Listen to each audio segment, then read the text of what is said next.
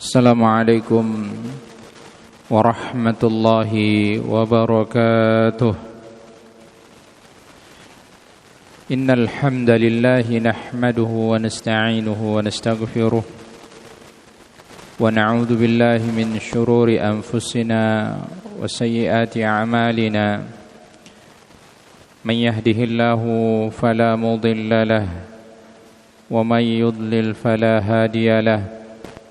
Asyhadu an la ilaha illallah wahdahu la syarika lah wa asyhadu anna Muhammadan abduhu wa rasuluh arsalahu kafatan linnasi basyiran wa nadhira wa da'iyan ila Allah bi'ithnihi wa sirajan munira. Allahumma salli ala Muhammad wa ala alihi wa sahbihi wa mawalah ومن سار على نهجه القويم ودعا إلى الصراط المستقيم إلى يوم الدين وسلم تسليما كثيرا. قال الله عز وجل: يا أيها الذين آمنوا اتقوا الله حق تقاته ولا تموتن إلا وأنتم مسلمون. يا أيها الناس اتقوا ربكم الذي خلقكم من نفس واحدة وخلق منها زوجها وبث منهما رجالا كثيرا ونساء واتقوا الله الذي تساءلون به والأرحام إن الله كان عليكم رقيبا. فإن أصدق الحديث كتاب الله وخير الهدي هدي محمد صلى الله عليه وسلم وشر الأمور محدثاتها وكل محدثة بدعة وكل بدعة ضلالة وكل ضلالة في النار. أما بعد. Hadirin rahimani rahimakumullah, pada kajian hari ini bertepatan dengan hari Kamis 4 Dzulhijjah 1447 Hijriah atau 21 Mei 2026, Allah Subhanahu wa taala mentakdirkan kita kembali bertemu dalam kajian bulanan pekan ketiga di hari Kamis. Tentu bahasannya adalah bahasan tematik, disesuaikan dengan kondisi dan kekinian apa yang berkembang atau isu-isu yang berkembang. Itu yang akan menjadi fokus pembahasan kita pada kajian pekan ketiga di Masjid Asy-Syuhada ini. Semoga Allah Subhanahu wa taala selalu memberikan kita kemudahan, selalu memberikan kita petunjuk sehingga kita dimudahkan senantiasa menghadiri majelis ilmu sebagai kewajiban kita terhadap diri kita agar senantiasa menambah ilmu, terutama ilmu agama. Dengan ilmu tersebut kita semakin dekat kepada Allah Subhanahu wa taala. Jemaah yang dirahmati Allah, sebagaimana yang kita ketahui bahwa saat ini kita berada di bulan Dzulhijjah, bulan terakhir dari kalender Qamariyah. Ada sesuatu yang istimewa dari bulan ini. Istimewanya bahwa bulan Dzulhijjah ini adalah salah satu bulan haram, bulan yang diagungkan, dimuliakan. Keterangan ini kita bisa temukan dalam firman Allah Subhanahu wa taala, Quran surah At-Taubah ayat 36. Allah taala berfirman, "Inna iddatasy syuhuri 'indallahi 12 syahran fi kitabillah." Sesungguhnya bilangan bulan di sisi Allah ialah 12 bulan. Yauma khalaqas samawati wal ard, di mana di hari Allah Subhanahu wa taala menciptakan langit dan bumi. Minha arba'atun hurum. Di antaranya ada 4 bulan yang haram. Dzalikad dinul qayyim. Itulah ketetapan agama yang lurus. Fala tadhlimu fihinna anfusakum, maka kata Allah, janganlah menganiaya diri kalian di dalam bulan yang 4 tersebut. Apa saja bulan yang haram itu? Rasulullah sallallahu alaihi wasallam jelaskan dalam hadisnya, az-zamanu qad istadara kahayati yauma khalaqas samawati wal ard. Zaman ini selalu berputar dan berganti. Ketika Allah Subhanahu wa taala menciptakan langit dan bumi, minha arba'atun hurum, maka di dalamnya terdapat 4 bulan yang haram. Thalathatum mutalawiyat, 3 di antaranya berturut-turut. 3 di antaranya berturut-turut. Dzulqa'dah wa Dzulhijjah wal Muharram. Ya, Dzulqa'dah bulan ke-11, Dzulhijjah bulan ke-12, lanjut Muharram bulan pertama. Wa Rajaba mudhar alladhi baina Jumada wa Sya'ban. Dan satu yang terpisah di antara 4 bulan haram itu adalah bulan Rajab. Ya, dia terletak antara bulan Jumadil dan Sya'ban. Jemaah yang dirahmati Allah Subhanahu wa taala, itu salah satu keutamaan bulan Dzulhijjah, dia menjadi bagian dari 4 bulan yang haram. Yang kedua, Allah Subhanahu wa taala sempurnakan Islam agama kita ini pada bulan Dzulhijjah. Keterangan ini kita bisa ketahui dalam firman Allah Quran surah Al-Maidah ayat 3. Al-yawma akmaltu lakum dinakum wa atmamtu alaikum ni'mati wa raditu lakumul Islam madinah. Kata Allah, pada hari ini telah aku sempurnakan bagi kalian agama kalian,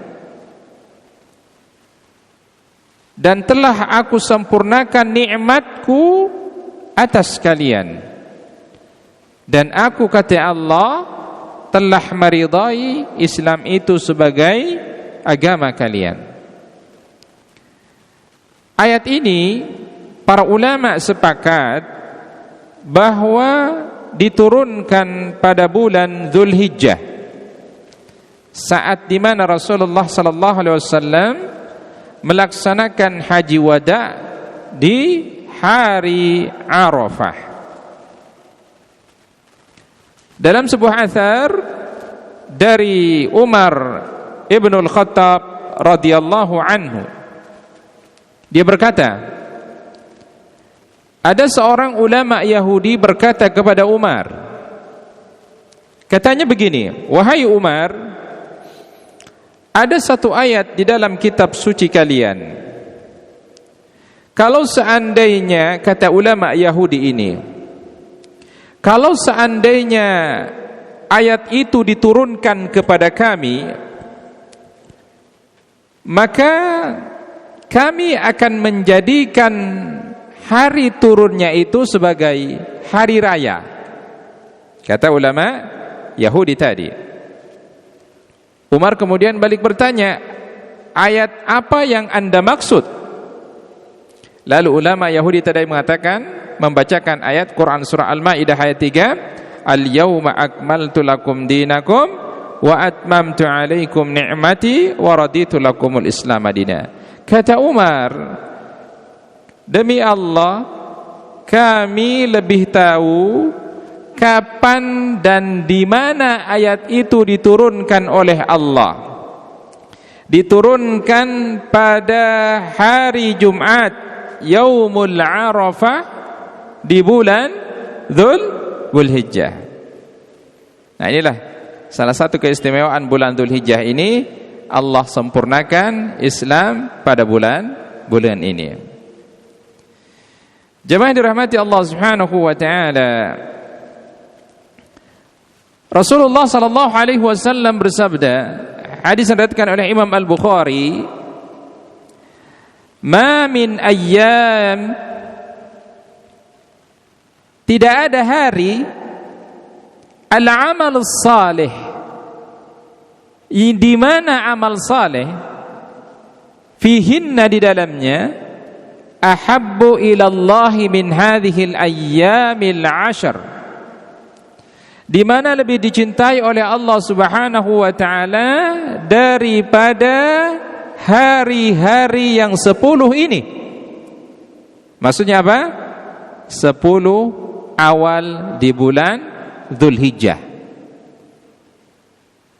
Qalu, para sahabat bertanya, walal jihadu fi sabilillah, apakah lebih baik daripada jihad di jalan Allah, wahai Rasulullah? Qal, beliau menjawab, walal jihadu fi sabilillah.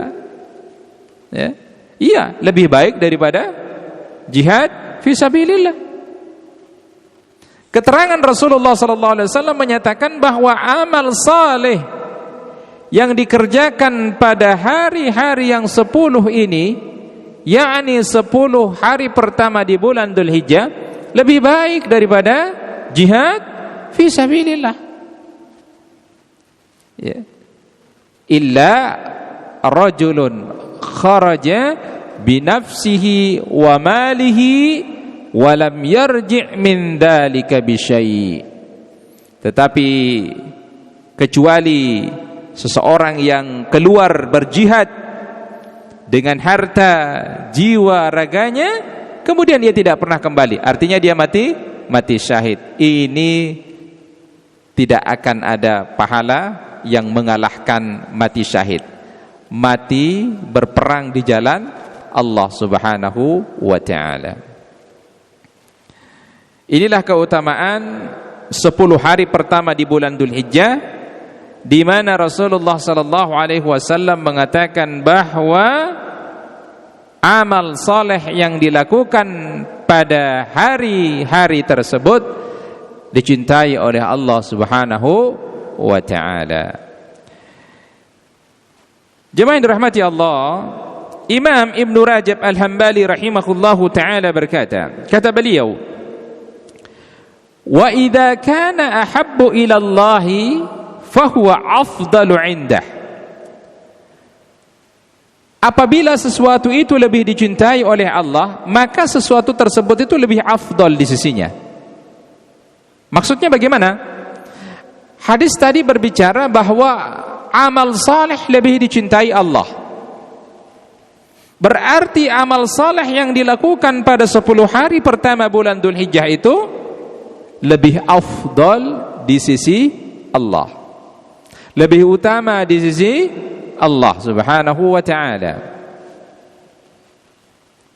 Muncul pertanyaan, lebih utama mana? 10 hari pertama di bulan Dzulhijjah dengan 10 terakhir di bulan Ramadan. Kira-kira lebih utama mana nih? Atau kedua-duanya utama? Maka kita akan temukan jawabannya dari beberapa pendapat para ulama. Kalau bicara tentang siang harinya, nah, kalau siang harinya berarti dari pagi sampai sore, maghrib. Kalau bicara tentang siang harinya, lebih utama 10 hari pertama di bulan Dzulhijjah. Tapi kalau bicara tentang malamnya, mulai dari maghrib sampai kemudian subuh, lebih utama 10 terakhir di bulan Ramadan. Begitulah penjelasan para ulama ketika ditanya tentang lebih utama mana, 10 hari pertama di bulan Dzulhijjah atau 10 hari terakhir di bulan Ramadan. Maka tadi kita sampaikan jawabannya, bicara tentang hari lebih utama di bulan Dzulhijjah, bicara tentang malamnya lebih utama 10 terakhir di bulan Ramadan. Jemaah yang dirahmati Allah Subhanahu wa taala. Sekarang pertanyaannya adalah, amal soleh yang seperti apa yang Allah cintai di 10 hari pertama bulan Dzulhijjah? Karena kalau kita bicara tentang amal soleh, seluruh kebaikan yang dilakukan maka itu disebut dengan amal soleh.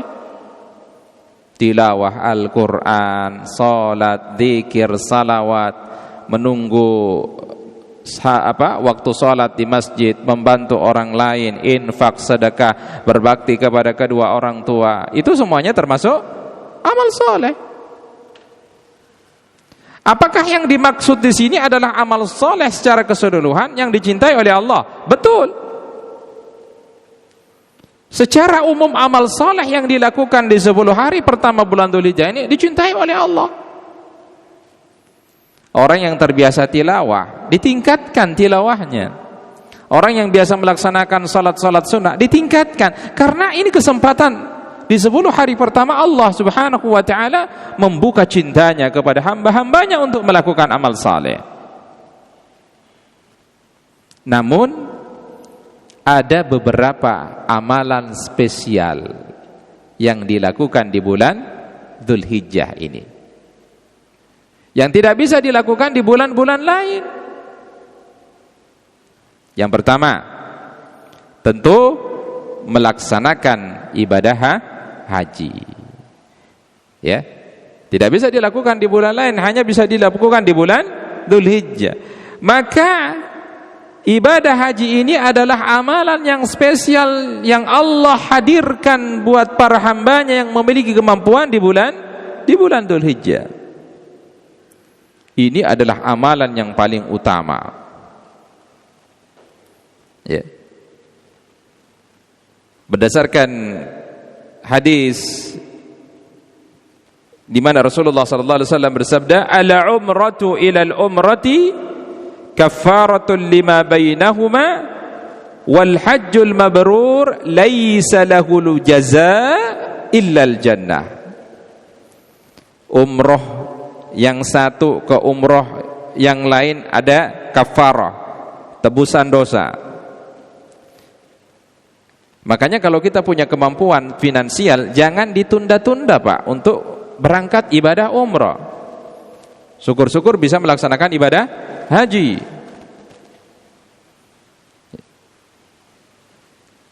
Kalau misalkan kita saat ini Allah takdirkan punya uang, kan sekarang kalau bicara umroh kan beda-beda. Ada yang 25, ada yang 30, masih ada yang 25? Masih ada ya? Ya, ada yang 25, ada yang 30, 31, bahkan ada yang plus-plusnya kan? Plus Turki, plus apalah gitu ya. Ya kalau kita punya uang, kenapa tidak? Terkadang kan masih berpikir sifat manusia kita. Ini kalau uang nih ada, saya simpan 35 nih. Kalau saya putar tahun depan bisa jadi 60-70 nih. Saya bisa berangkat nih sama bini saya. Ya. Betul diputar uangnya. Qadarullah, benar Allah takdirkan 75 juta untung dia. Saatnya mau berangkat kepikiran lagi. Nih kalau saya putar 75 ini jadi 150. Saya bisa berangkatkan saya dan anak-anak saya. Allah takdirkan tahun berikutnya dia punya keuntungan 150. Pada saat mau daftar kepikiran lagi, ini 150 ini kalau saya putar insya Allah jadi 300. Qadarullah, Allah takdirkan berbeda, nggak jadi 300, bangkrut dia. Ya, inilah yang terjadi. Saat Allah Subhanahu wa ta'ala memberikan kita kemampuan, langsung berangkat.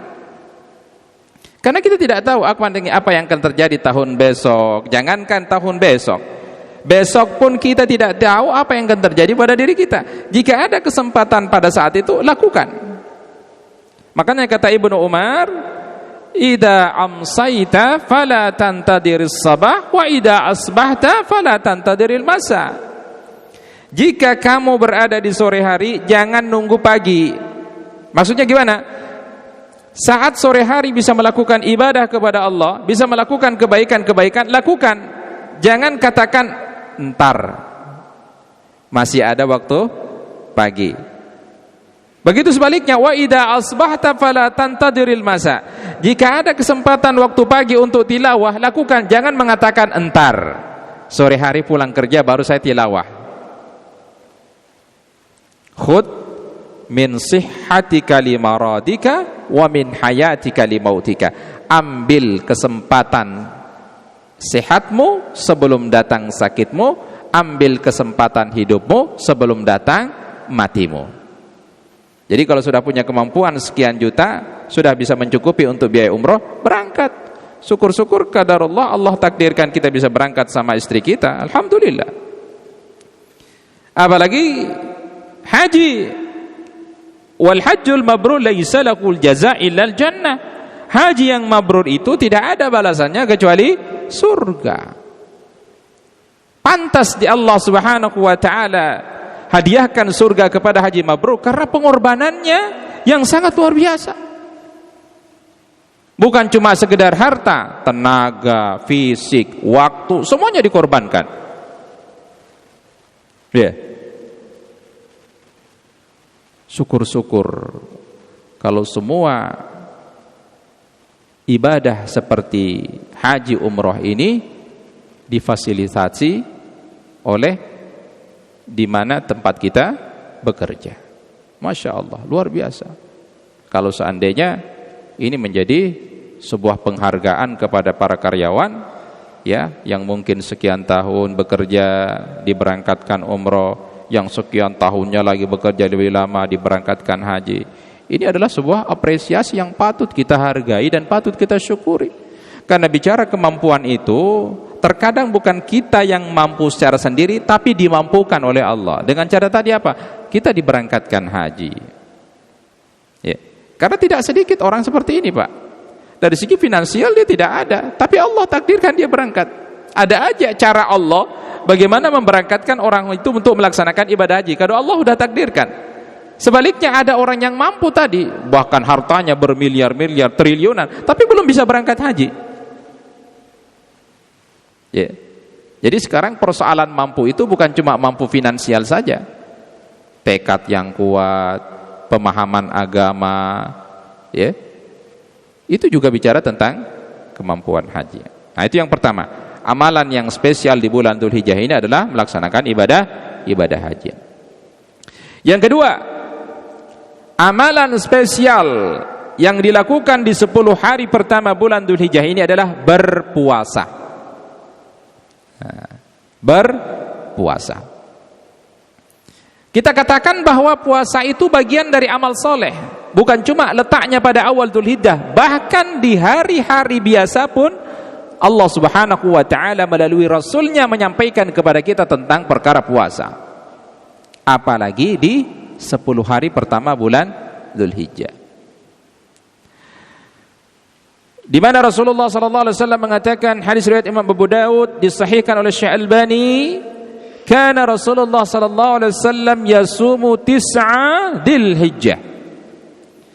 Adalah Rasulullah sallallahu alaihi wasallam melakukan puasa 9 hari di bulan Dzulhijjah. Berarti Nabi terhitung puasanya dari tanggal 1 sampai dengan tanggal 9. Ini pilihan pertama.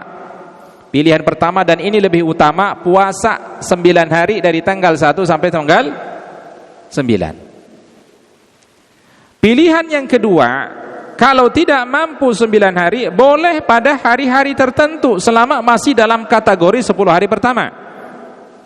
Ustaz, saya mau ambil Senin Kamisnya aja, silahkan.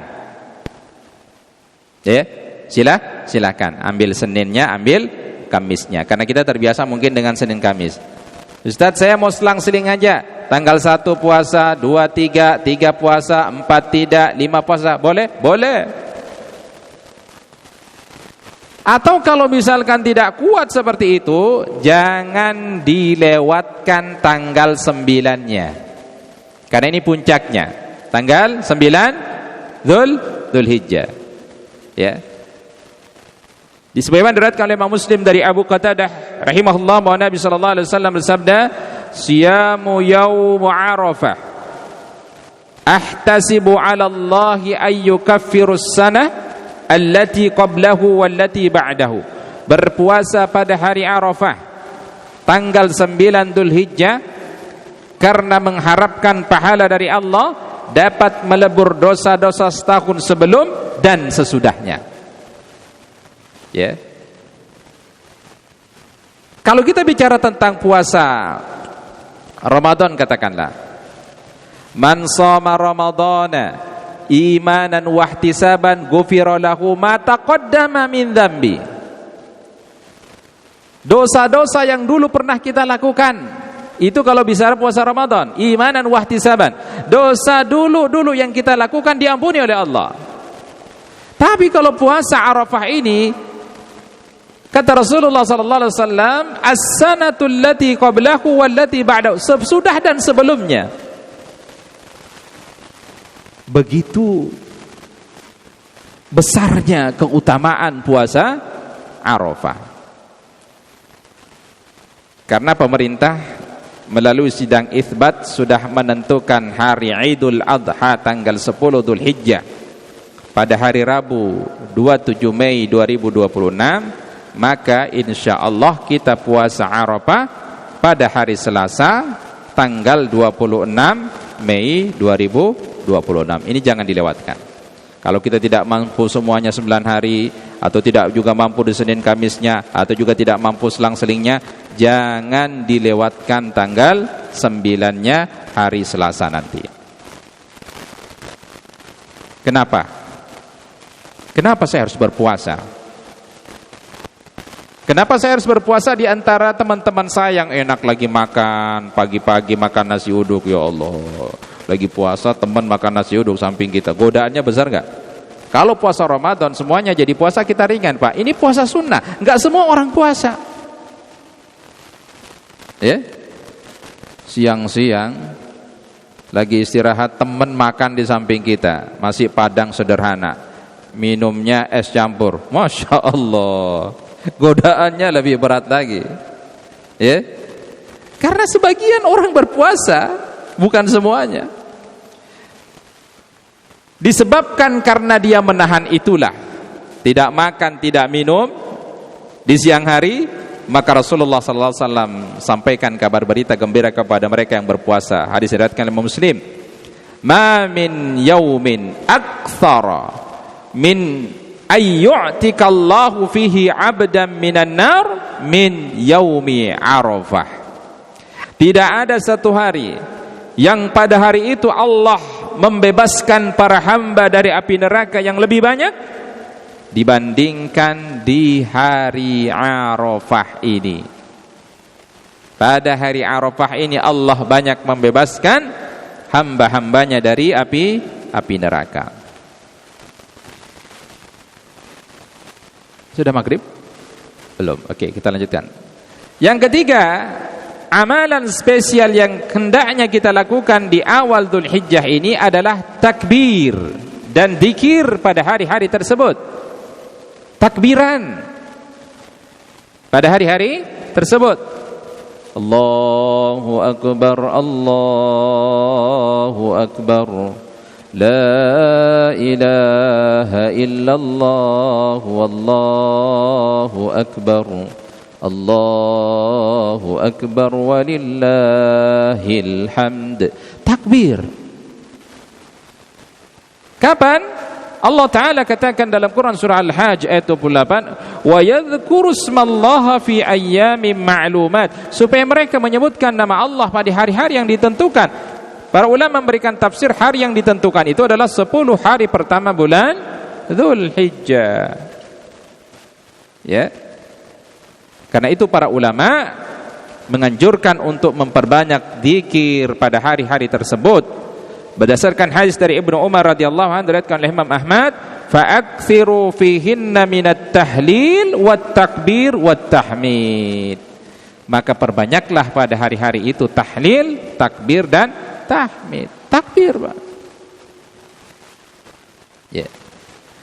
Maka takbir atau takbiran pada bulan Dzulhijjah itu ada dua macam.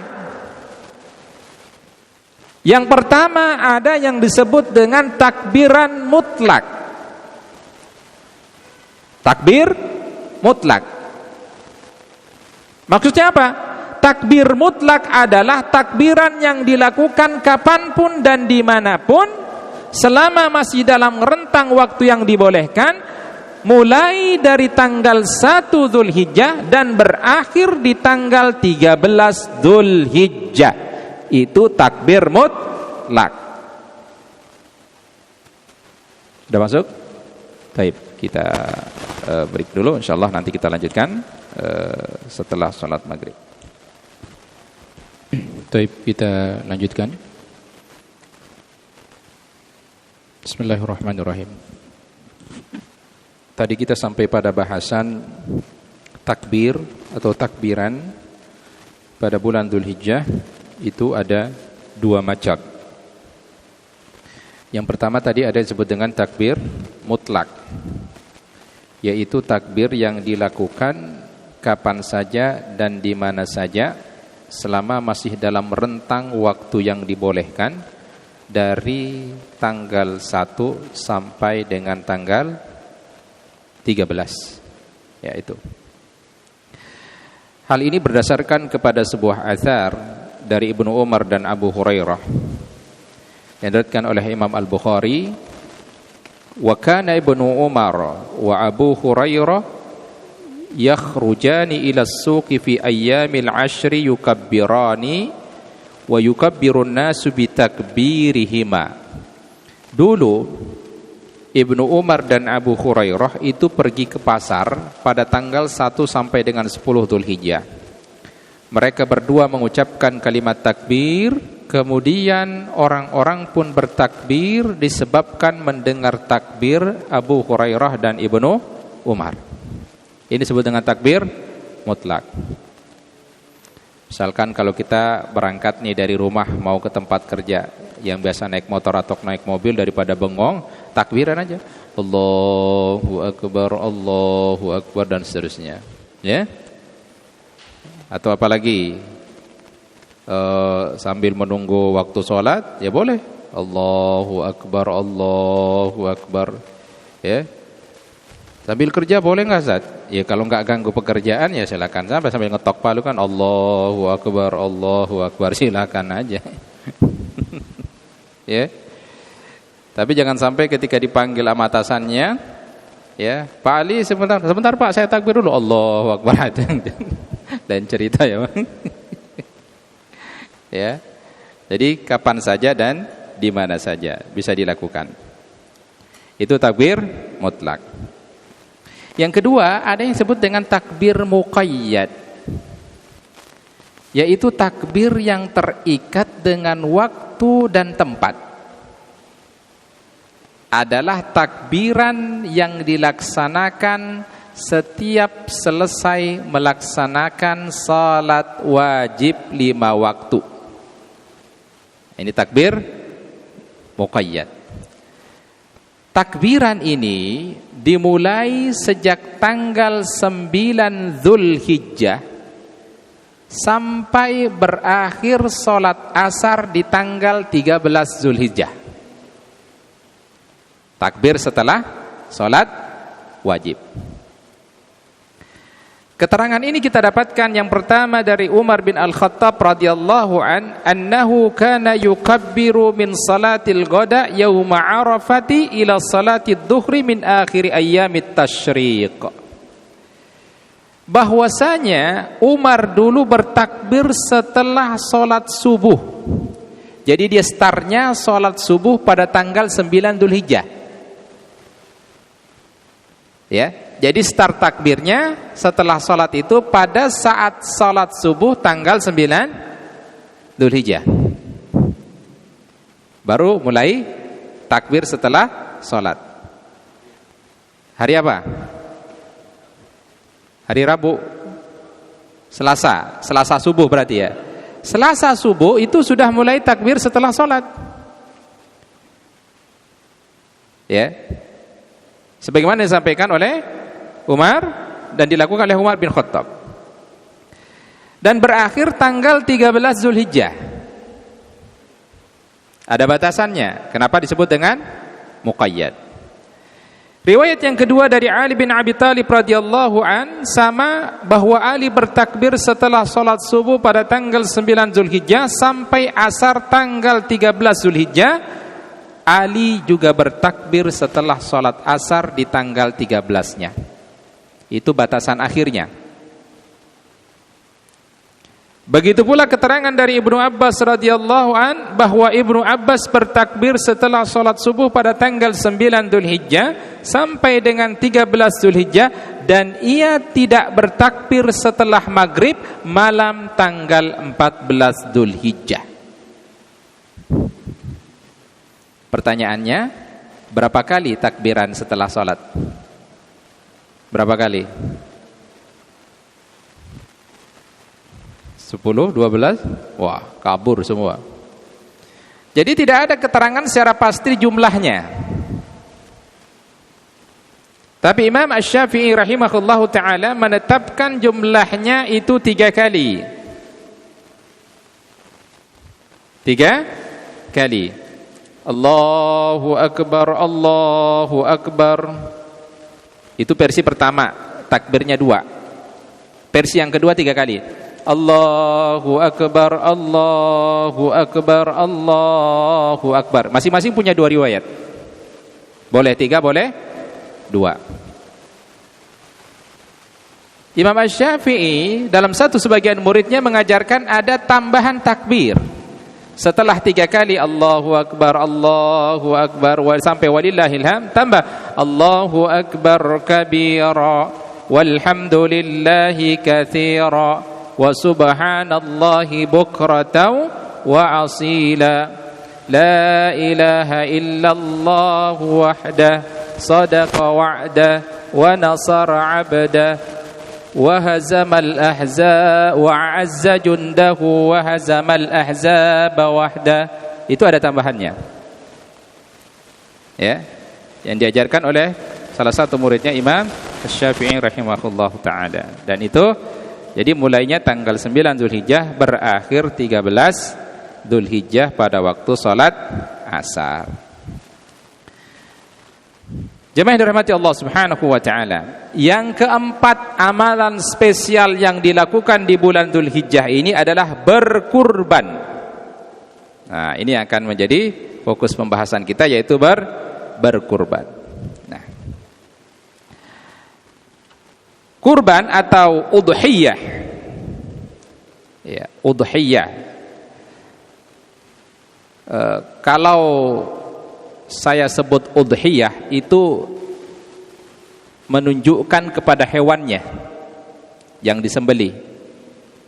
Jadi kalau sebutnya sebagai udhiyah menunjukkan kepada hewan yang disembelih. Kalau kurban itu adalah pendekatan ibadah kepada Allah. Kurban itu umum, berasal dari kata qarib, dekat.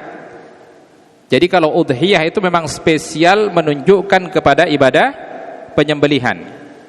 Maka udhiyah itu adalah hewan ternak yang disembelih pada hari Idul Adha dan hari Tasyrik dalam rangka mendekatkan diri kepada Allah karena datangnya hari raya tersebut.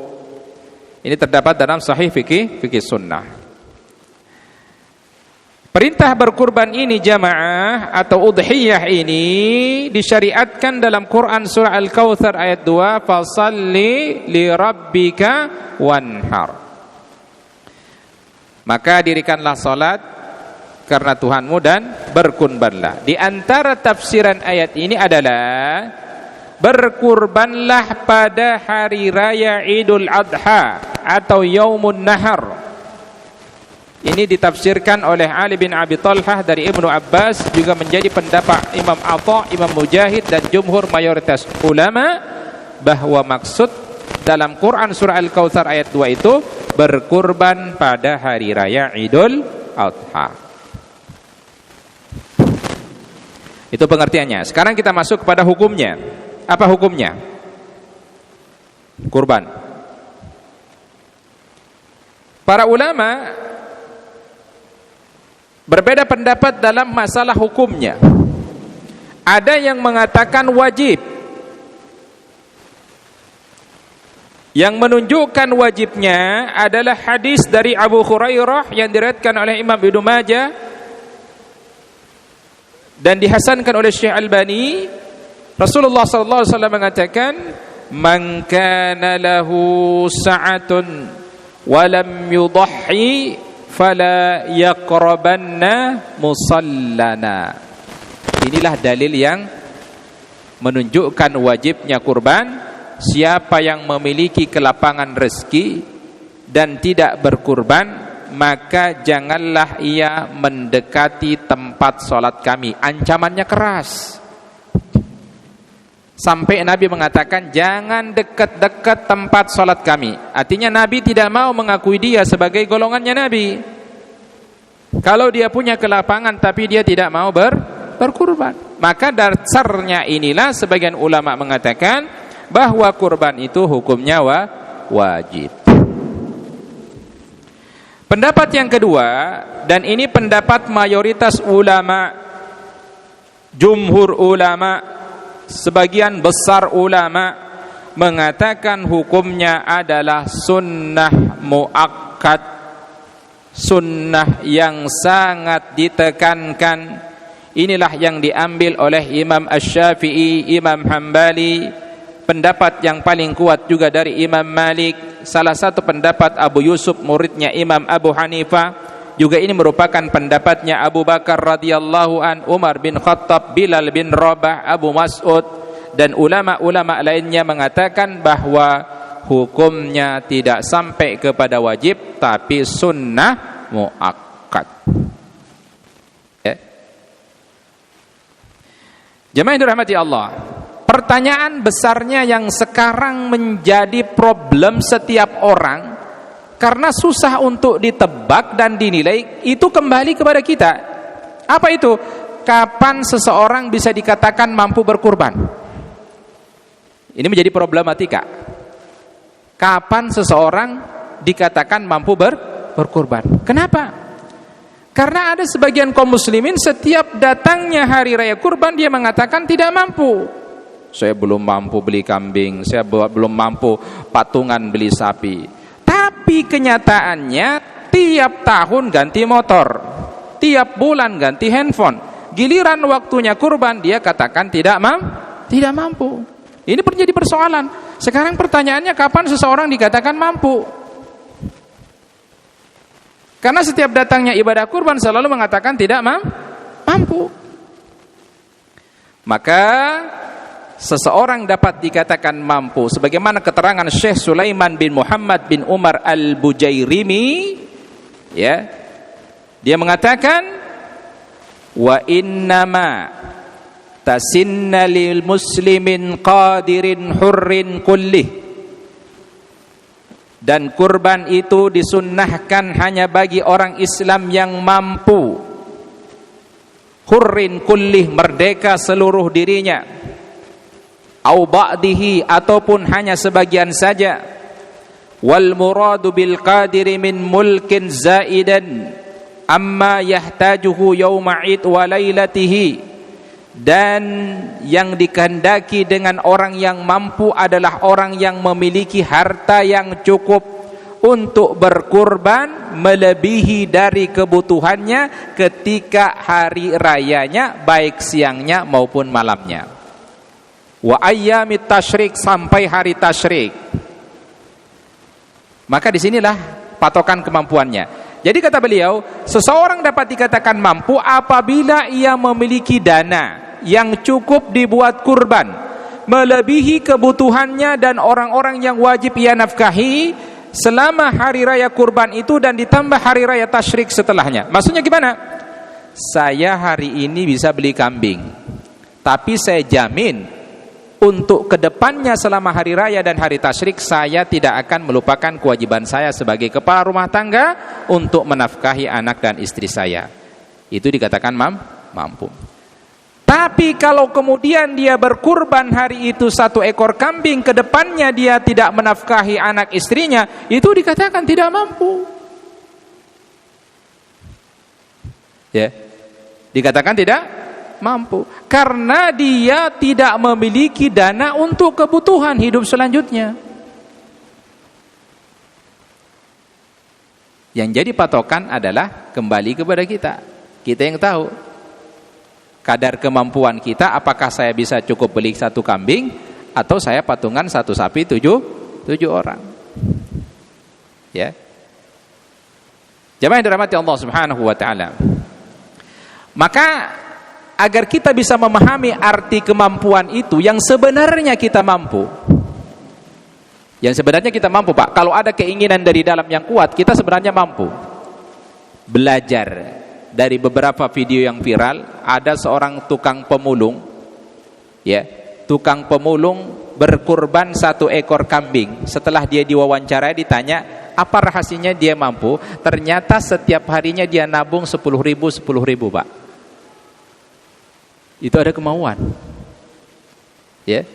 Karena ada kemauan. Kuat, azam yang kuat sehingga dia mampu untuk berkurban.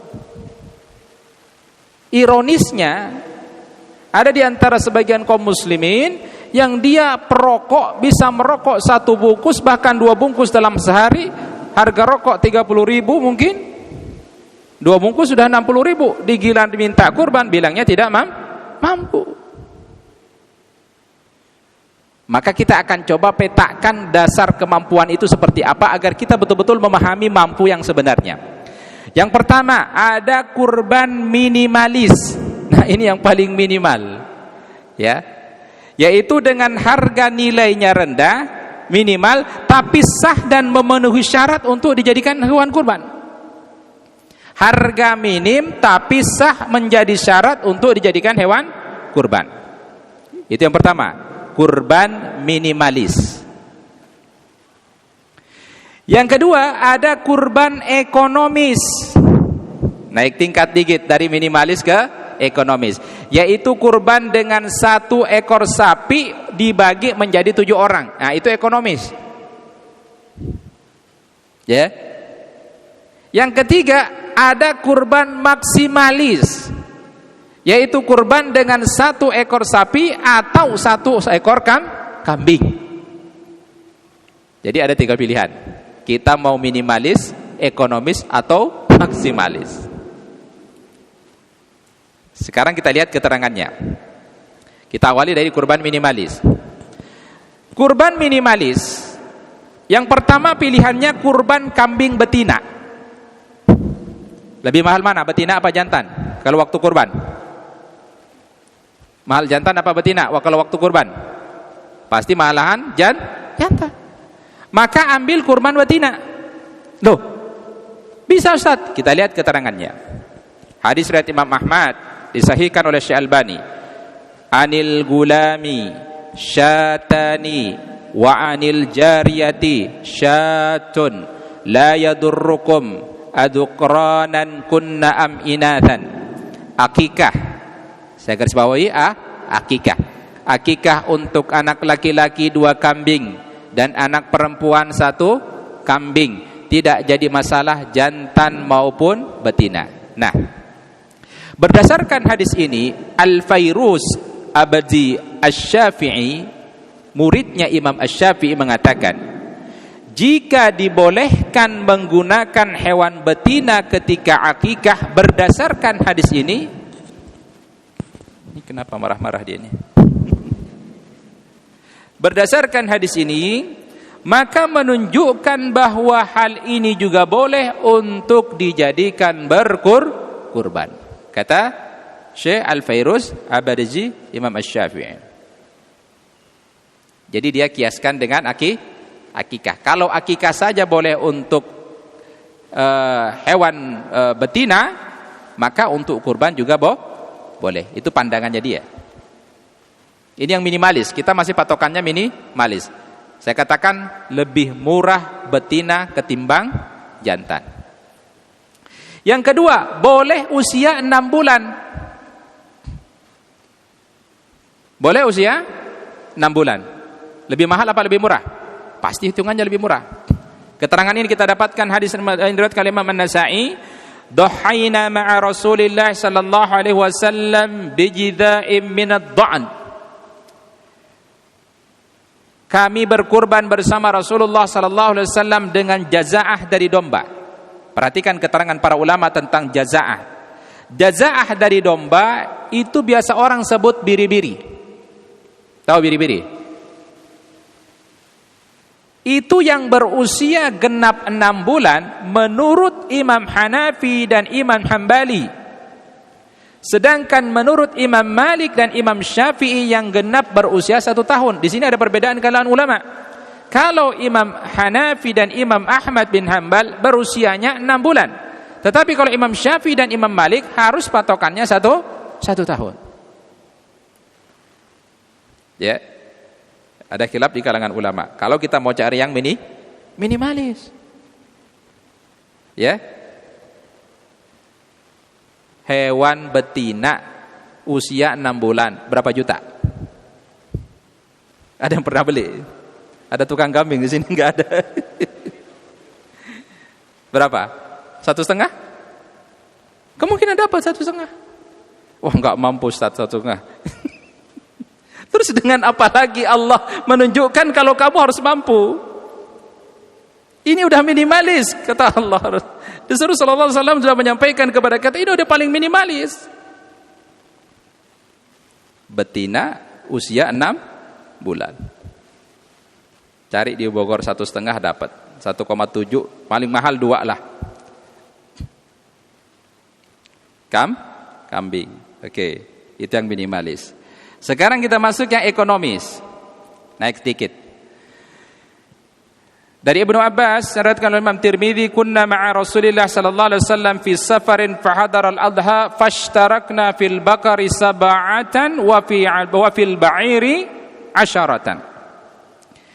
Dahulu kami pernah bersafar dengan Rasulullah sallallahu alaihi wasallam, lalu tibalah hari raya Idul Adha, maka kami pun berserikat 10 orang untuk 1 ekor unta dan 7 orang untuk 1 ekor sapi.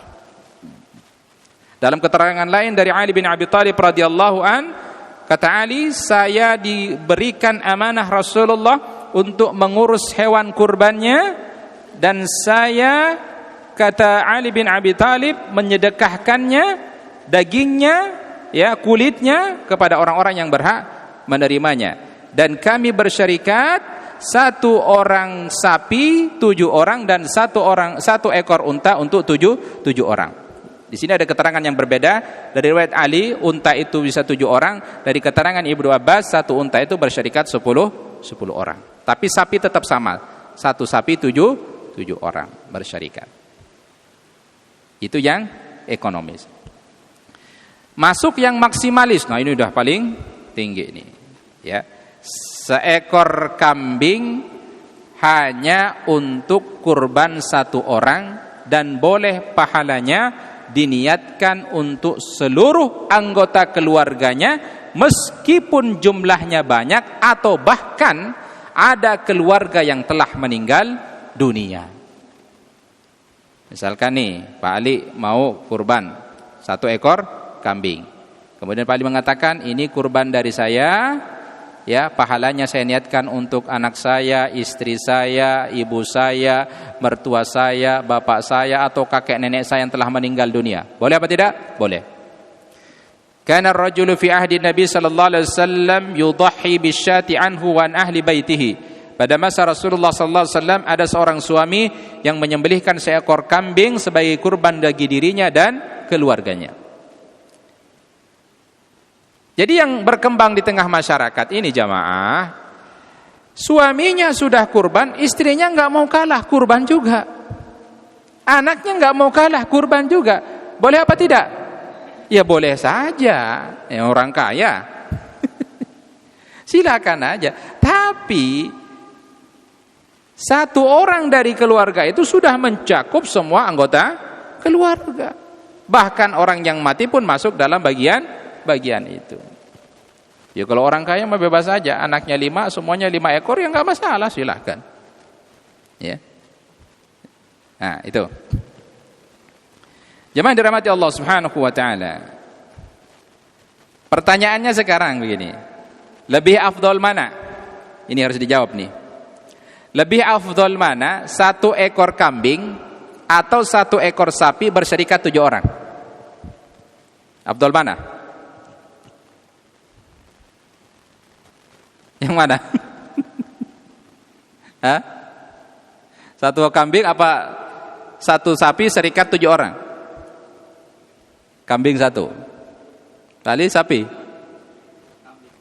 Iya, afdol 1 sapi 1 orang. Iya, makin banyak daging makin afdol.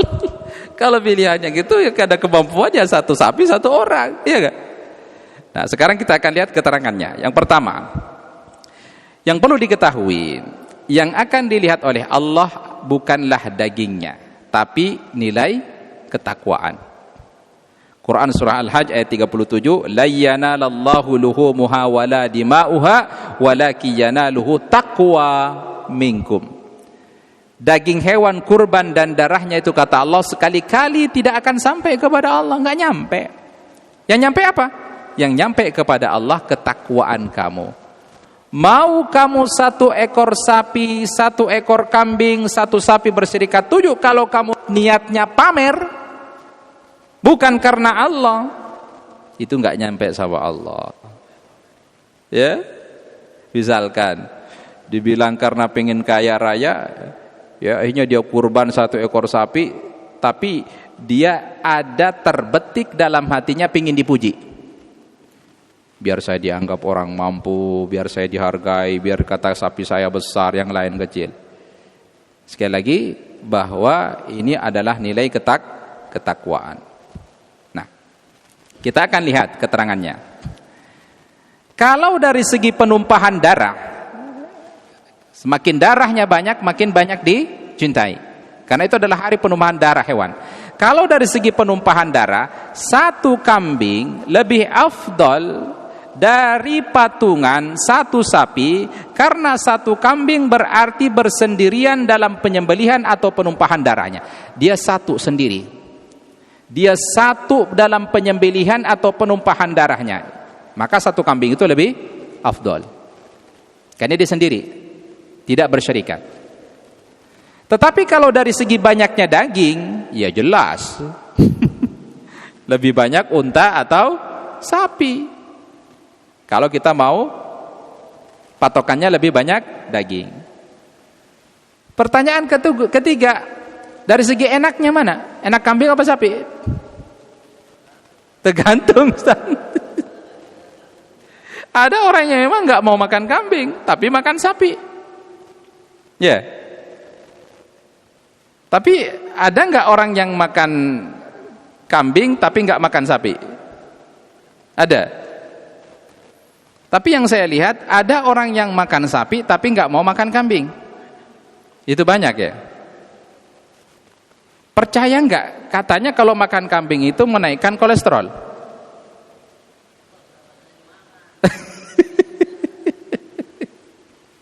Justru kalau dia coba liatin, kolesterol nih, liatin jadi kolesterol.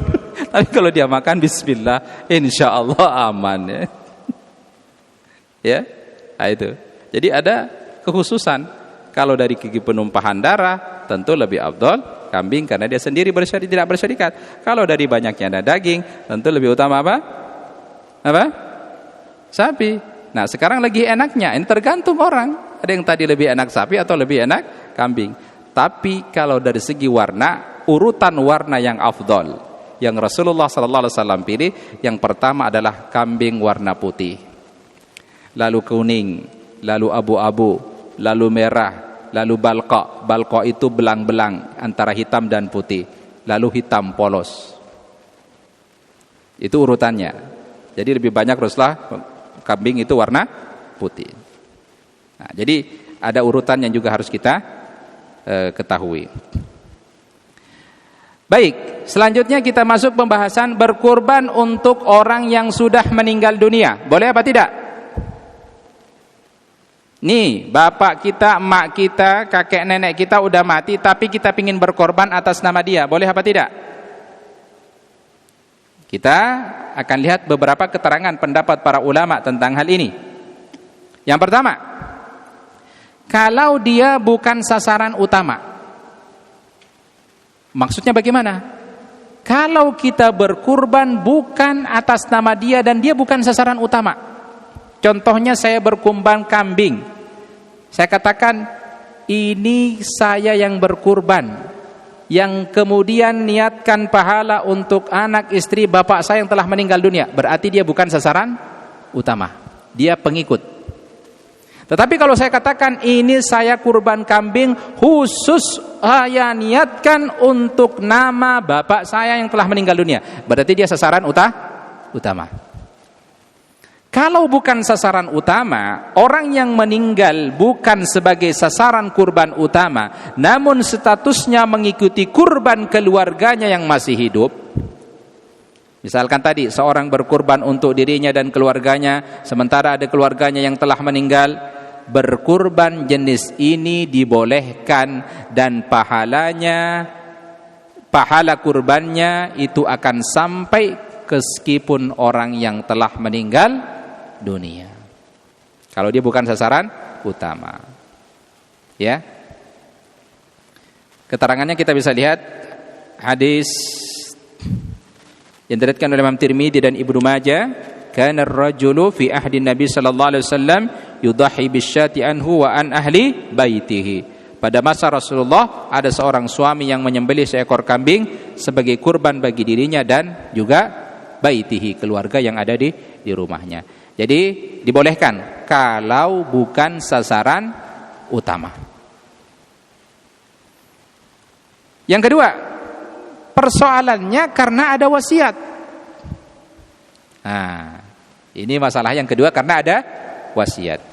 Berkurban untuk mayit atas dasar wasiat, sebelum meninggal dunia dia sudah berwasiat.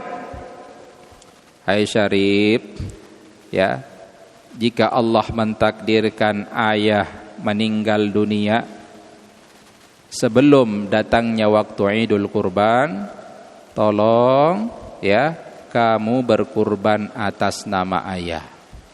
Ini wasiat.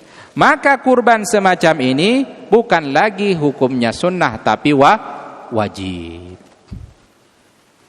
Inilah yang dinamakan dengan kurban wajib karena ada wasiat dan harus dilaksanakan berdasarkan firman Allah Quran surah Al-Baqarah 181, faman baddalahu ba'da ma sami'ahu fa innama ithmuhu 'alal ladzina yubaddiluna innallaha sami'un 'alim. Siapa yang mengubah wasiat itu setelah ia mendengar, dia dengar langsung dari bapaknya, hai Ali, kamu kurban kambing atas nama bapak, dia dengar.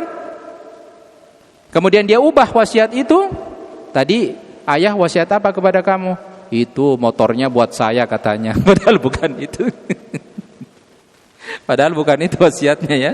Itu motor, itu rumah, kata ayah buat saya. Padahal ayahnya nggak pernah ngomong gitu.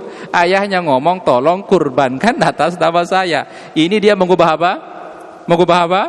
Wasiat. Kata Allah, siapa yang mengubah wasiat itu, ya maka dosa baginya. Karena Allah Maha tahu dan Maha mendengar.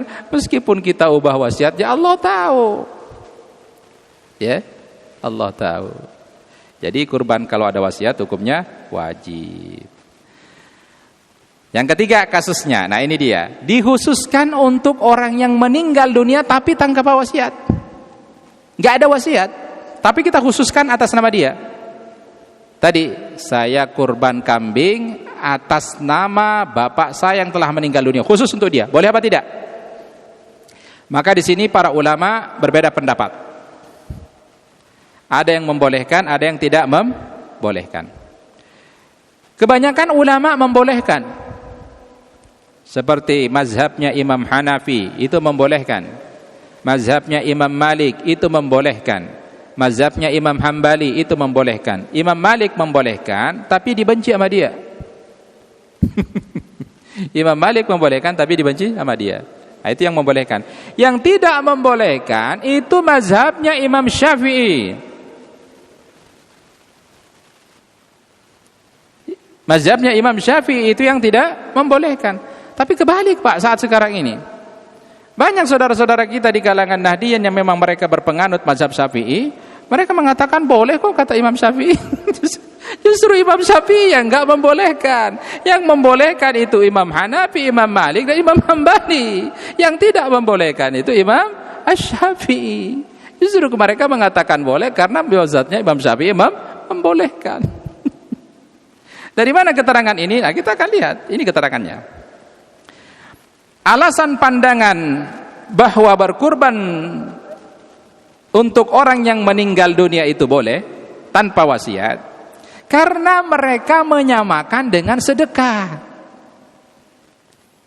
Sedekah untuk orang yang telah meninggal dunia, sah apa tidak? Sah, sampai. Dan bisa memberikan kebaikan kepadanya, pahalanya bisa sampai kepadanya. Kita akan lihat keterangannya. Ya. Ini dalam Muhyiddin Syaraf An-Nawawi Al-Majmu' Syarah Al-Muhadzab. Keterangannya seperti ini. Wa amma at-tadhiyatu 'anil mayyiti faqad atlaqa Abul Hasan Al-Abadi jawazaha. Adapun berkurban untuk orang yang sudah meninggal dunia, maka Abul Hasan Al-Abadi membolehkan secara mutlak. Salah satu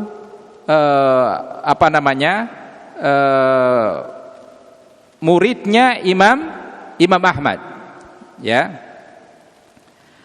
Li'annaha darbu minas sadaqati was sadaqati tasihhu 'anil mayyiti, karena termasuk sedekah, sedangkan sedekah untuk orang yang telah meninggal dunia itu sah. Wa tanfa'uhu wa tasilu ilaihi bil ijma', bermanfaat untuknya dan pahalanya bisa sampai kepadanya sebagaimana ketetapan ijma' para ulama. Dia mengatakan, mengkiaskan kalau kurban itu sama dengan sedekah. Ini pendapat yang membolehkan. Nah, sekali lagi pandangan ini didukung oleh mazhab Hanafi, Maliki dan Imam Ahmad bin Hambal. Sebagaimana yang terkandung dalam kitab Al-Mawsu'ah Al-Fiqhiyah, idza awsal mayyitu bitadhiyati an, jika mayit berwasiat agar dilakukan kurban atas namanya, aw waqafa waqfan lidzalika jazan bil ittifaq, atau ahli warisnya berkurban untuknya, maka hal itu dibolehkan dengan satu kesepakatan. Fa in kanat wajibatan bin nadri wa ghairihi wajaba 'alal warithi infadu dzalik. Jika karena adanya satu nazar atau sebab lain, maka ahli waris wajib melaksanakannya. Amma idza lam yusi biha fa arada al-warithu aw ghairuhu ay yudhhiya anhu min mali nafsihi, akan tetapi jika ia tidak berwasiat dan ahli waris atau orang lain ingin berkurban untuk dirinya dari hartanya sendiri, fadhahabal hanafiyyatu wal malikiyatu wal hanabilatu ila jawazi tadhiyati an, maka ulama Hanafi, Maliki, Hambali berpendapat bahwa boleh berkurban untuk orang meninggal dunia. Nah, ini alasan yang membolehkan. Tapi dengan catatan illa annal malikiyata ajazu dzalika ma'al karaha. Akan tetapi mazhabnya Imam Malik membolehkan hal ini meskipun mereka tidak menyukainya. Ini alasan yang membolehkan.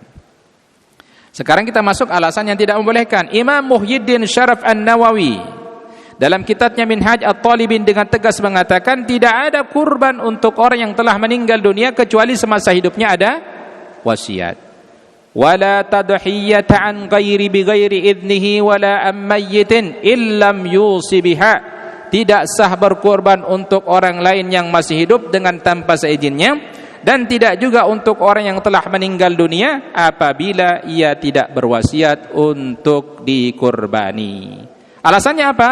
Imam Nawawi rahimahullahu ta'ala, muridnya Imam Syafi'i, mengatakan wala tadhiyati an ghairi bighairi idni wala am mayyiti idza lam yusi biha. Tidak sah, tegas beliau mengatakan, tidak sah kurban untuk orang lain selain dengan izinnya, tidak sah pula kurban untuk mayit jika ia tidak memberi wasiat untuk kurban tersebut. Dalilnya Quran surah An-Najm ayat 39, wa allaisa lil insani illa ma sa'a, dan bahwasanya manusia tidak memperoleh selain apa yang telah diusahakannya. Inilah pendapat ulama tentang kurban yang dikhususkan untuk orang yang telah meninggal dunia tanpa adanya wasiat.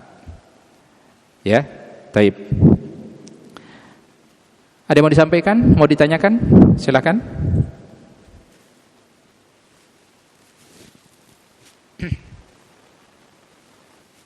Taib. Itu untuk orang yang telah meninggal. Kalau ada yang mau ditanyakan silakan.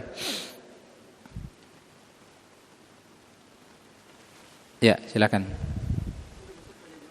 Ya, langsung. Ya. Taib.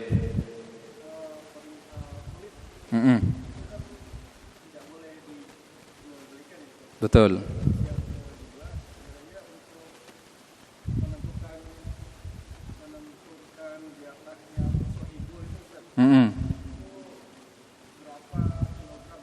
Taib.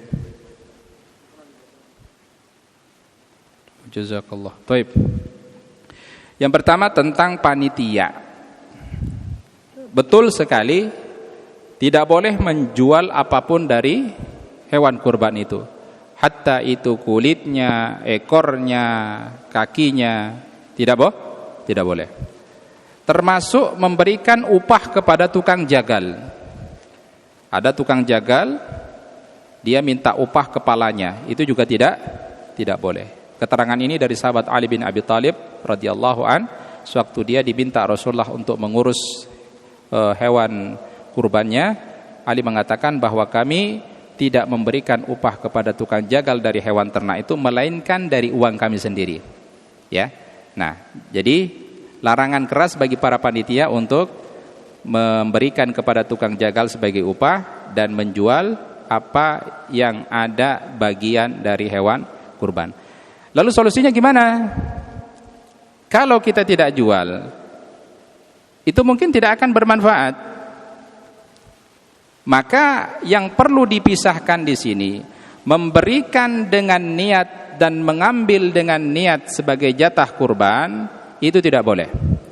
Tetapi kalau misalkan kita larikan kepada hadiah dan sedekah, itu baru boleh. Pisahkan ya, antara bagian kurban yang diambil dengan sedekah dan hadiah.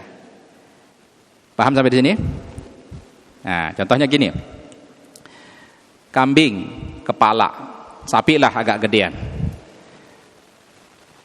Sohibul kurban, yang berkurban ini tidak ada yang mau mengambil kepalanya. Tidak ada. Karena mungkin ngolahnya susah. Ya. Jadi rebutan. Misalkan kalau jadi rebutan, alhamdulillah ya. Ya. Misalkan nggak ada yang mau nih, ngolahnya susah, makannya enak. Nah, ini nggak mau. Maka dalam hal ini panitia kemudian memberikan kesepakatan kepada para pengurban. Kalau tidak mau diambil kepalanya atas kesepakatan para pengurban, bagaimana kalau kita hadiahkan kepada tukang jagal? Paham sampai di sini? Ini bukan upah ya, tapi apa? Hadiah. Bagaimana kalau kita sedekahkan kepada fakir miskin? Paham sampai di sini? Boleh apa tidak? Boleh. Kebetulan tukang jagalnya fakir miskin juga. Maka di sini boleh. Paham? Ustaz, dijual aja. Oke, dijual sekali lagi berdasarkan kesepakatan para sekali lagi kembalinya semua kepada pengurban. Tidak boleh panitia mengambil inisiatif menjual diri sendiri tanpa mengaitkan para pengurban. Kalau para pengurban sepakat untuk dijual, kemudian uangnya disedekahkan kepada para fakir miskin, ini boleh apa tidak? Boleh. Persoalannya yang tadi disampaikan, kepalanya berebutan. Kalau semuanya mau, ya dibagi. Ya, dibagi. Jadi intinya di sini tidak diperkenankan untuk memberikan upah kepada tukang jagal. Itu yang pertama. Poin yang kedua, ada enggak sih batasan buat berapa bagian daripada pengurban? Berapa kilo? Kita ketahui dalam keterangan itu 1,1/3 bagian. Sebenarnya tidak ada batasan. Tidak ada batasan mutlak harus 1/3, harus setengah dari hewan bagian, tidak ada batasan. Tapi kembali lagi kepada urut kebiasaan masyarakat setempat. Masa iya Pak Ali kurban dititipin di masjid, Pak saya kurban 1 ekor kambing, dagingnya saya ambil semua. Mendingan sembelih sendiri. Berlaku kebiasaan di masyarakat setempat. Kata Rasulullah sallallahu alaihi wasallam, bagi pemilik hewan kurban dapat memanfaatkan dagingnya menjadi 4 cara. Pertama, dimakan sendiri dan keluarganya. Boleh apa tidak? Boleh. Yang kedua, disedekahkan kepada yang membutuhkan. Ini porsinya harus lebih banyak daripada dimakan sendiri. 1 ekor kambing misalkan nih, 1 ekor kambing, boleh kita ngambil 1 pahanya, yang lain disedekahkan. Yang ketiga, dihadiahkan kepada orang kaya. Tuh, boleh Ustaz? Iya, anjurannya begitu. Kita punya tetangga nih, orang kaya, ya, boleh nggak dikasih? Boleh, hadiah. Yang keempat, disimpan untuk bahan makanan di hari lain. Maka porsi yang harus dibanyakkan adalah disedekahkan kepada yang membutuhkan. Contoh tadi, kita kurban 1 ekor kambing, 1 paha buat saya, ya, kemudian paha lagi buat fakir miskin, paha satunya lagi buat fakir miskin, 2 paha buat fakir miskin, selebihnya buat tetangga yang kaya dan orang-orang yang ada di sekitar rumah saya. Selebihnya saya simpan untuk hari berikutnya. Begitu pembagian daging. Jadi tidak ada keterangan khusus harus 1/3 sekian. Tapi menurut kebiasaan masyarakat setempat. Dan tak elok juga kita korban 1 ekor sapi, kita mengatakan setengahnya buat saya ya. Elok apa tidak? Enggak baik juga. Mendingan Bapak sembelih sendiri aja. Kulitin sendiri, bagi sendiri, makan sendiri. Jadi seperti itu ya. Jadi tidak ada keterangan 1/3 itu tidak mutlak harus seperti itu. Jadi kita berpedoman pada kebiasaan masyarakat setempat. Ya, kalau misalkan dikasih, misalkan kita boleh request enggak? Boleh. Tapi request yang wajar. Saya kurban 1 ekor kambing, Pak, saya minta paha 1 ya. Ya boleh. Ya, karena itu bagian kita. Allahu a'lam bishawab. Baik. Nah, bagaimana kalau kurban itu diberikan kepada orang kafir? Di sini ada perbedaan pendapat di kalangan para ulama. Ulama mazhab Malikiyah berpendapat makruh memberikan daging kurban kepada orang kafir. Sebagaimana kata Imam Malik, diberikan kepada selain mereka ataunya orang kafir lebih aku sukai. Dimakruhkan oleh Imam Malik. Sedangkan Imam Syafi'i berpendapat haram memberikan daging kurban kepada orang kafir untuk kurban yang wajib, misalnya kurban nazar atau wasiat. Ente ini Pak Ali bernazar, saya kalau naik jabatan saya mau membeli sapi. Kata Imam Syafi'i haram dibagi kepada orang kafir. Atau kurban wasiat tadi. Dan makruh untuk kurban yang sunnah, kurban Idul Adha ini kata Imam Syafi'i makruh hukumnya diberikan kepada orang kafir. Tetapi Al-Baijuri Asy-Syafi'i, ini salah satu murid Imam Syafi'i, mengatakan dalam Majmu' Syahrul Muhadzab dia sebutkan bahwa boleh memberikan sebagian kurban sunnah termasuk kurban Idul Adha ini kepada orang kafir dhimmi. Ingat, kafir dhimmi, kafir yang berada dalam lingkungan kita, tidak memerangi kita, tapi kafirnya dhimmi yang miskin, ya. Tapi tidak berlaku bagi ketentuan kurban wajib. Tetap sama dia berpendapat dengan Imam Syafi'i. Kalau kurban wajib seperti kurban nadar, kurban wasiat tidak boleh diberikan kepada orang kafir. Lajnah Daimah, majelis ulamanya Saudi Arabia, ditanya, boleh enggak ngasih kurban kepada orang kafir? Kata mereka, dibolehkan memberi daging kurban kepada orang kafir mu'ahid, yang mengadakan perjanjian dengan kita, yang hidup rukun dengan kita, baik statusnya sebagai orang miskin, kerabat, tetangga, atau karena dalam rangka menarik simpati mereka. Namun tidak dibolehkan memberikan daging kurban kepada kafir harbi, kafir yang memusuhi kita, kafir yang berperang dengan kita, ya. Karena tugas kita adalah merendahkan kafir-kafir. Ini pendapatnya Lajnah Daimah Majelis Ulamanya Arab Saudi. Allahu a'lam bishawab. Ya, mau ikut pendapat imam mana ya silahkan aja. Ya. Taib. Sudah masuk waktu Isya? Ada lagi mau ditanyakan? Ya. Jika tidak ada lagi yang ditanyakan, kita cukupkan. Oh, ada, betul. Yang pertama tadi tentang apa tadi? Hutang. Tentang hutang. Hakikatnya sebagaimana tadi disampaikan oleh Syekh Sulaiman, bahwa dia mampu membeli hewan ternak, tetapi juga dia mampu untuk menghidupi keluarganya selama hari raya dan hari-hari tasyrik. Itu dinamakan dengan mampu. Kalau dia harus meminjam uang, berarti kan dia nggak punya uang. Gitu ya Pak ya? Berarti dia tidak punya uang. Kalau dia minjam, logikanya begitu.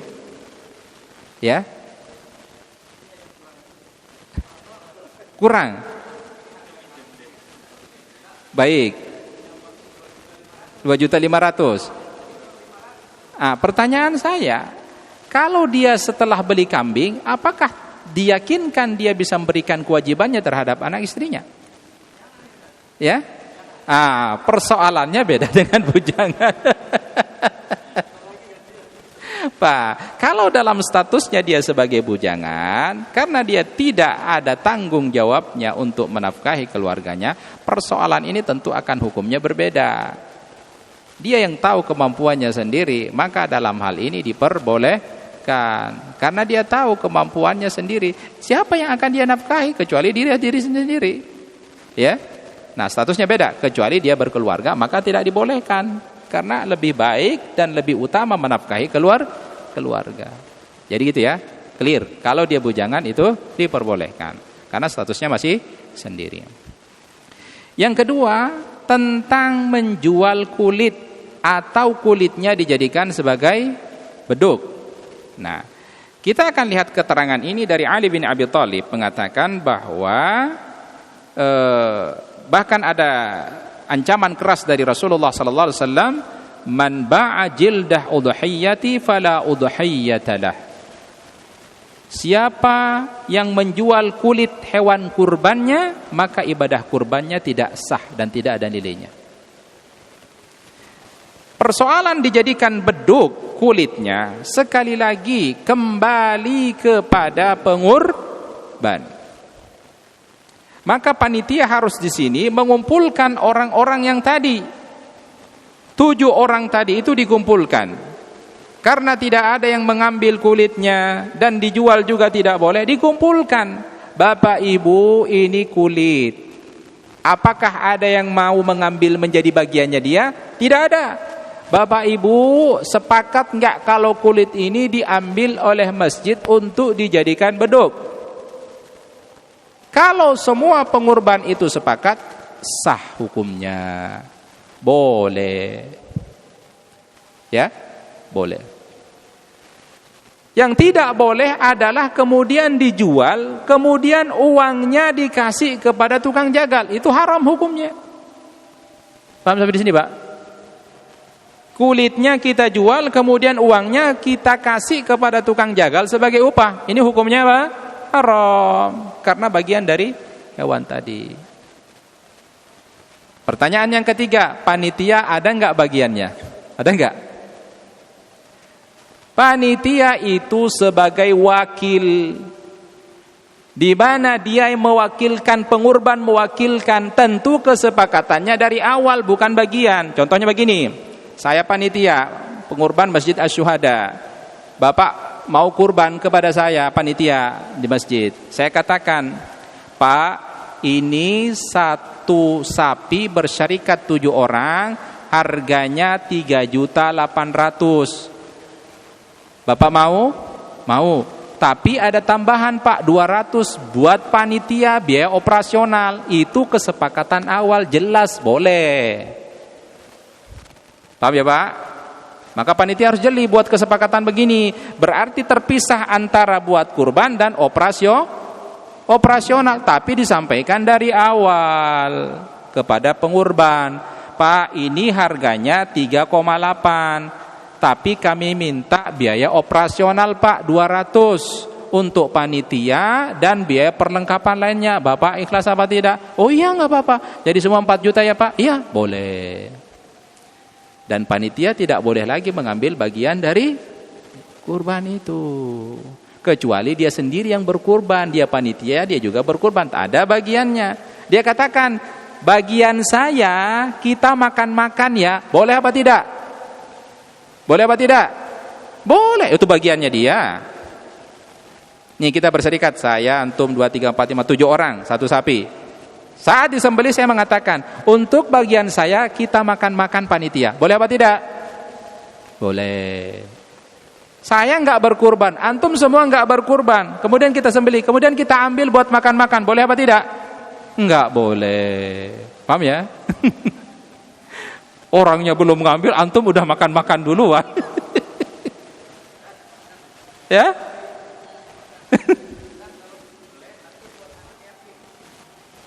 Buat anak yatim, emang peruntukannya? Iya. Betul?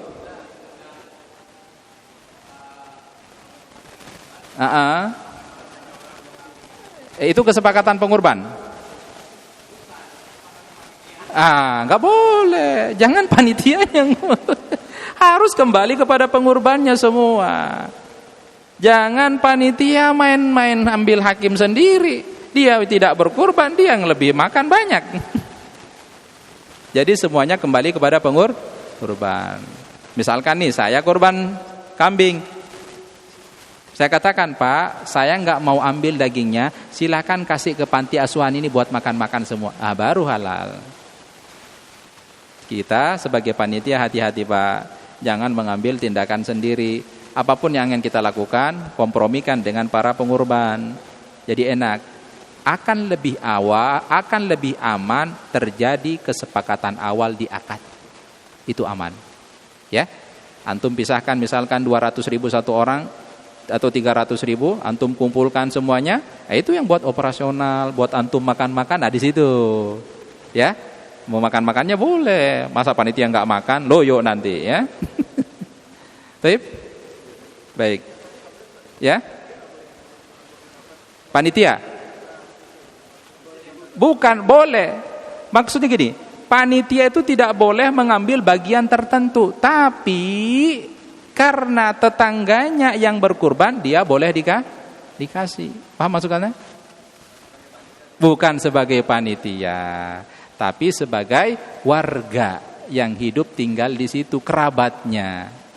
Paham ya? Sekali lagi, jauhkan atas nama panitia. Paham ya?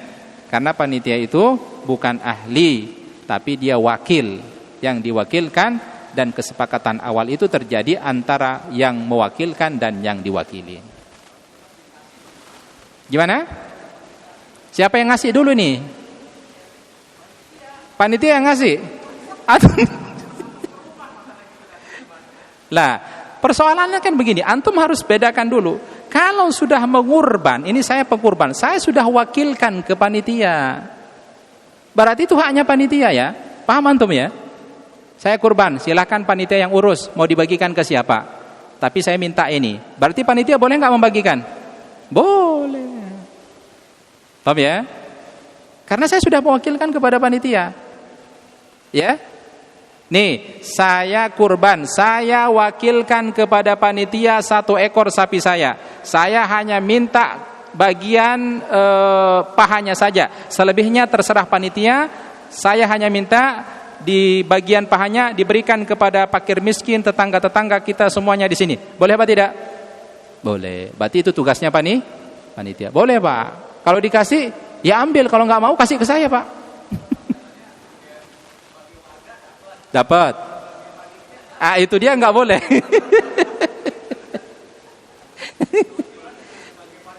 Ya, itu catat sekali lagi, panitia dalam bentuk apapun tidak punya hak atas dasar hewan kurbannya. Dia hanya upah kesepakatan awal dengan pengurban. Paham ya Pak ya? Harus hati-hati. Ya, kalau yang sudah terbiasa begini, nah segera sampaikan kepada panitia yang lain untuk berhati-hati. Ya. Baik, kita cukupkan, kita tutup dengan baca doa kafaratul majlis.